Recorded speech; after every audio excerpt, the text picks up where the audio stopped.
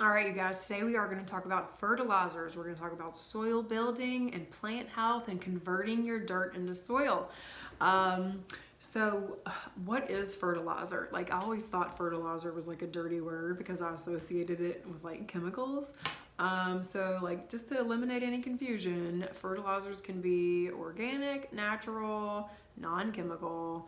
They're usually plant-based or animal-based, plant or animal derived.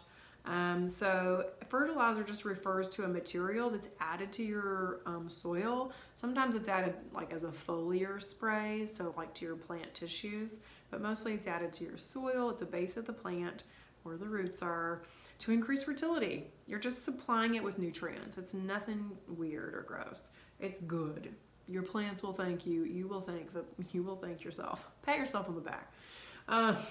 Okay, so yes, and there are inorganic, like synthetic, industrial produced fertilizers, and those can emit, those do emit like petrochemicals, like from plastics. So they're gonna kind of harm the soil biology essentially. Like, I've never used them.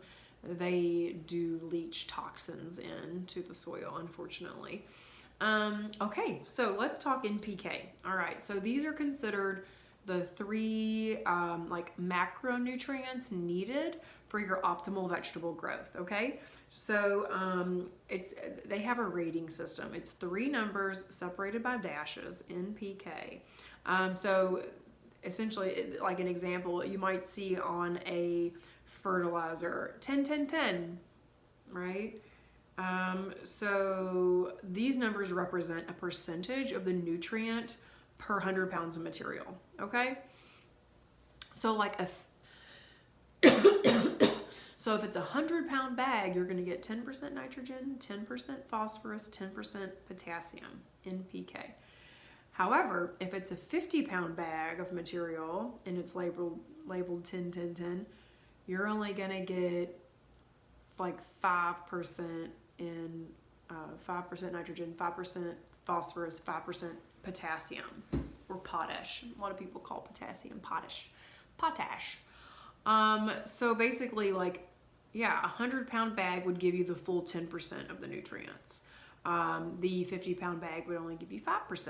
So just keep that in mind. You know, if you get your soil sample back, your soil test back, and they give you suggestions when you're out looking for the right material, keep that in mind. It's per weight, not just the rating system number. Okay, and if you guys need help with that, please just reach out and I'll be happy to help you. So the N for nitrogen. Nitrogen is for foliage growth, so it's good for leafy greens and such. Cabbages, for example, they need a lot of nitrogen. Anything with a big like leaf system. P is for phosphorus, and that is really important for rooting and flowering. So roots, carrots, beets, radishes, turnips, potatoes, and then things that flower like cucumbers, squashes, zucchinis, tomatoes, eggplants, peppers, green beans, other legumes.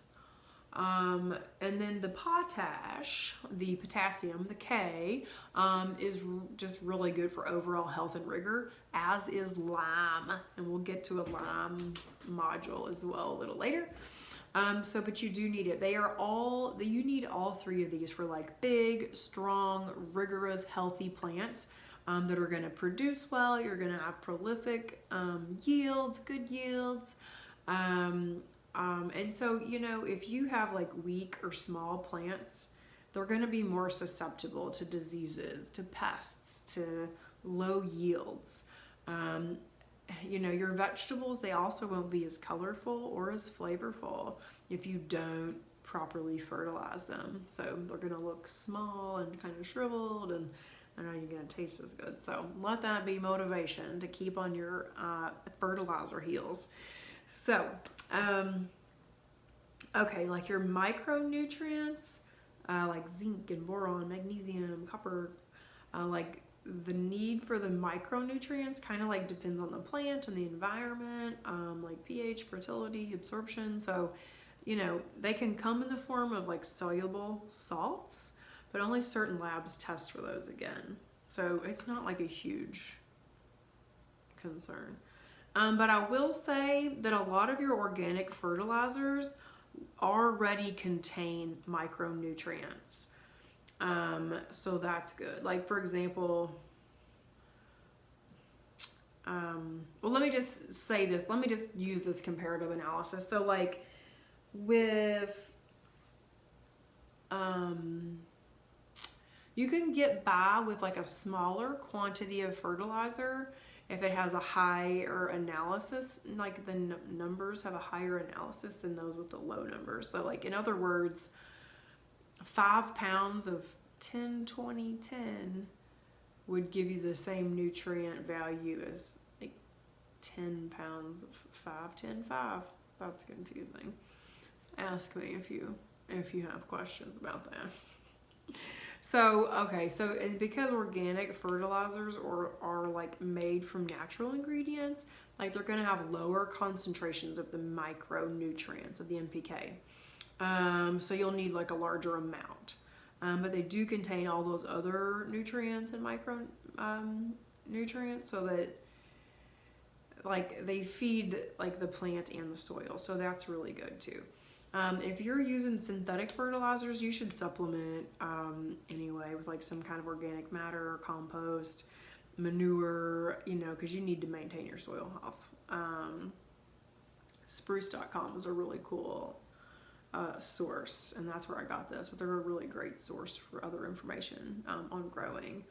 They are a very big and all-encompassing source, and they're awesome. So like what I've always just used fish emulsion. So that's like 511, I think. And it's just really good. You mix it with water, it comes concentrated. I've just always poured mine in like a watering can, mixed it with water, watered in all my little containers, all my trays, all my plugs, like before I transplant them into the ground.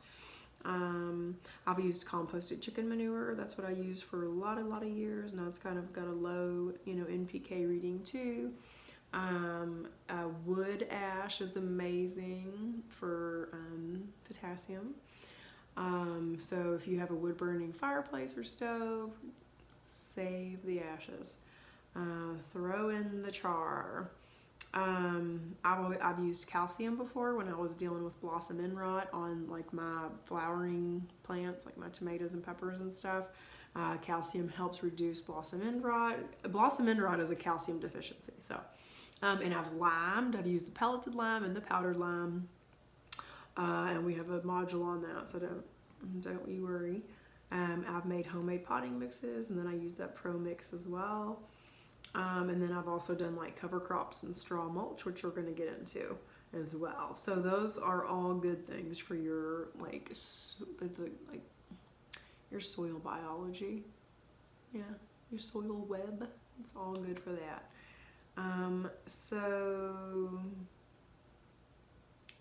Ooh, I added this in. Oh, yeah, we don't need that. Okay, all right, that's okay. So now I want to talk about other amendments, and we're going to talk about composting too. So, okay, actually, I'm going to come right back to this.